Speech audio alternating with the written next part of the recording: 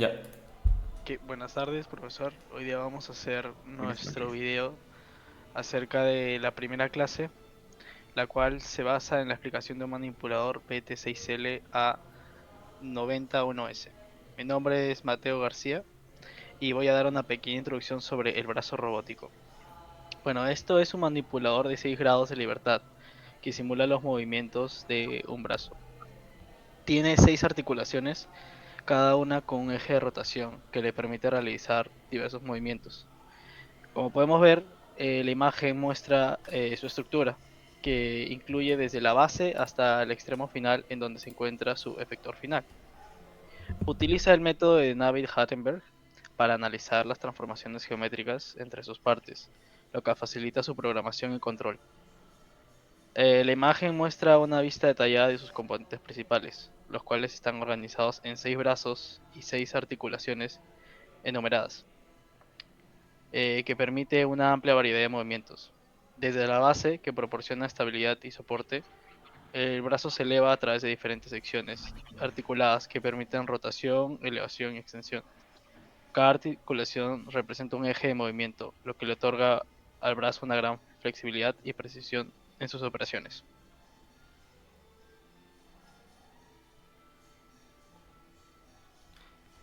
Bueno, mi nombre es Luis Ríos y en el boceto de las articulaciones, bueno, el movimiento rotativo no saliente está graficado por dos triángulos, mientras que el punto con la curva son movimientos rotativos salientes.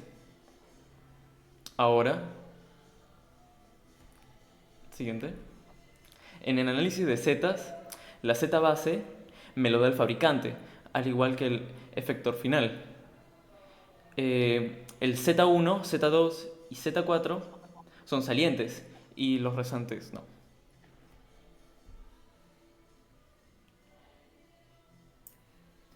Bueno, soy Araceli Vilches y ahora le voy a explicar el método para hallar los X y las tramas. Como sabemos, tenemos que saber el Z base, que obviamente te lo da el fabricante, como mencionó mi compañero, y el efector final lo podemos visualizar en el Epson, pero en este caso ya lo tenemos graficado. Ahora, para hallar la trama 1 tenemos que utilizar el ZI paralelo en la normal con el Z0 y Z1. Haciendo el ejemplo de la primera parte, el Z0 está para arriba, se podría decir, y el Z1 está saliente.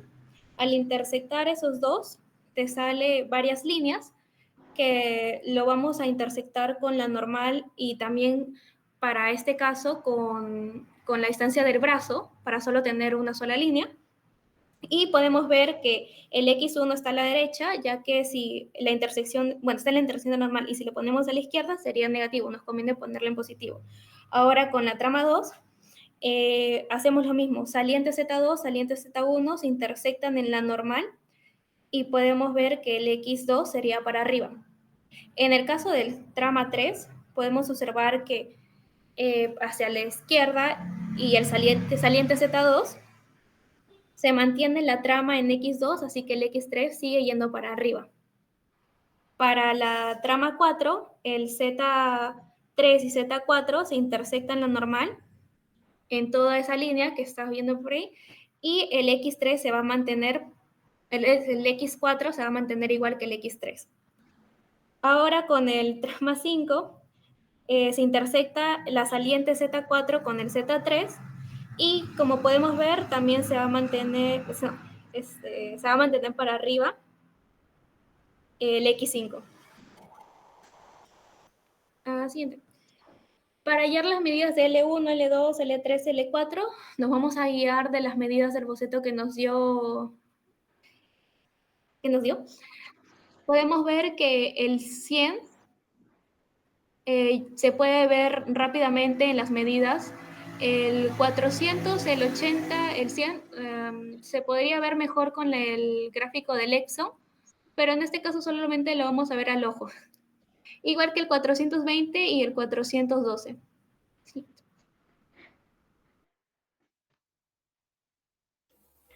Y mi nombre es Juan Celis y ahora voy a hacer la explicación acerca de la continuación del método, que en este caso tenemos que hacer un cuadro teniendo en cuenta la rotación en Z, la traslación en Z, la traslación en X y la rotación en X. Esto para hacer encuadrar, entre comillas, la trama anterior con la trama siguiente. Por ejemplo, en el primer caso tenemos que llevar la trama 0 utilizando las rotaciones y traslaciones hacia la trama 1. Y pues empezamos con la rotación Z, en rotación en Z, y esta se utiliza más que todo para hacer que el X0 y el X1 coincidan. Por eso en este caso vemos que al principio tenemos que rotar el Z a un ángulo de 90 grados. Entonces lo rotamos por regla de mano derecha, vemos que es positivo.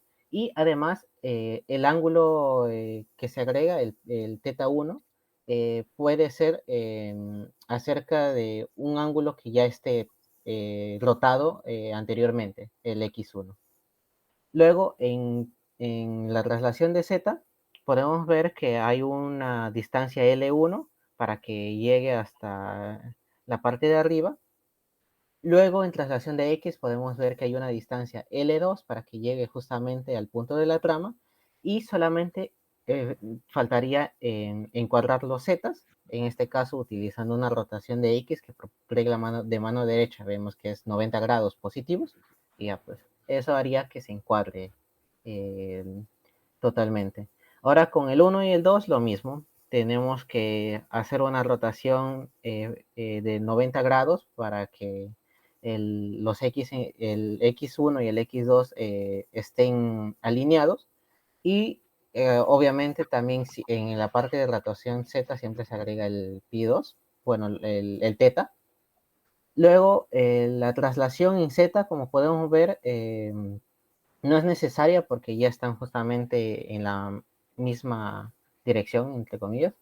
Y la traslación en X para que justamente llegue a la siguiente trama. Y como podemos ver ya está encuadrado. Lo mismo para el de la trama 2 a la trama 3.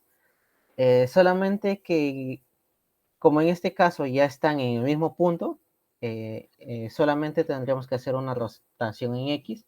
Y como para de menos 90 grados por regla de mano derecha, y el pi3, el θ3, perdón, es siempre que se le pone en la rotación del Z. Luego, para la siguiente, podemos ver que eh, ya están, la rotación del Z no es necesaria, pero en este caso tenemos una traslación del L4, pero para el lado negativo. También una traslación del eje X no es necesario porque ya están alineados. Y finalmente necesitamos hacer una rotación de 90 grados del eje X. Luego también técnicamente están en el mismo punto ambas tramas, el 4 y el 5. Es por eso que no es necesario hacer ninguna traslación. La rotación del Z, que siempre se pone el ángulo que va a rotar el siguiente X, y una rotación del 90. Y finalmente es simplemente trasladarse el L5 hasta la última trama. Y pues el más menos 80 significa que puedes rotar hacia cualquier lado, es simplemente ponerlo a la dirección contraria.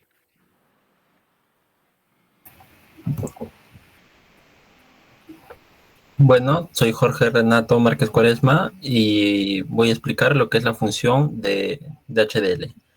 Primero, es una matriz de transformación homogénea de 4x4 para el eslabón de un robot, usando los parámetros de H.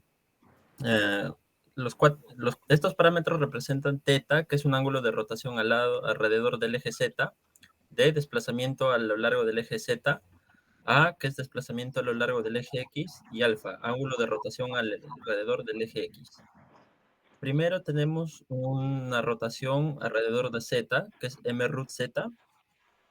Luego está una traslación a lo largo de X y Z, traslación 1. Una rotación alrededor de X, una matriz de 2 por 2, y finalmente se hace una multiplicación de matrices para concatenarlas y finalmente tener una convención de H estándar. Buenas noches, yo soy Miguel Requejo. Para el último script que se está viendo, se están tomando las longitudes entre las articulaciones que se explicó anteriormente. En este caso, los valores que se tienen que ingresar utilizando la función anterior de DHL, primero los teta 1, 2, 3 y 4 y 5, que en este caso son valores ingresados en grados, a los cuales con la función dec to rad van a ser convertidos a radianes. Para poder ser utilizados con la función anterior, ¿no? Que está en teta, d, a y alfa, ¿no? Y estos valores que están acá justo son los que hemos hallado en el paso final del algoritmo y están situados en la tabla. Para, por último, poder multiplicar a todas estas matrices de H y para obtener la transformación total de la base hasta el efector final. Con esto perdón, con P, lo que vamos a obtener es convertir la matriz de transformación homogénea en ángulos de Euler al final. Y lo que va a dar como resultado va a ser la posición del efector final en X, Y, Z, ¿no? Son sus coordenadas finales. Y eso sería todo. Gracias.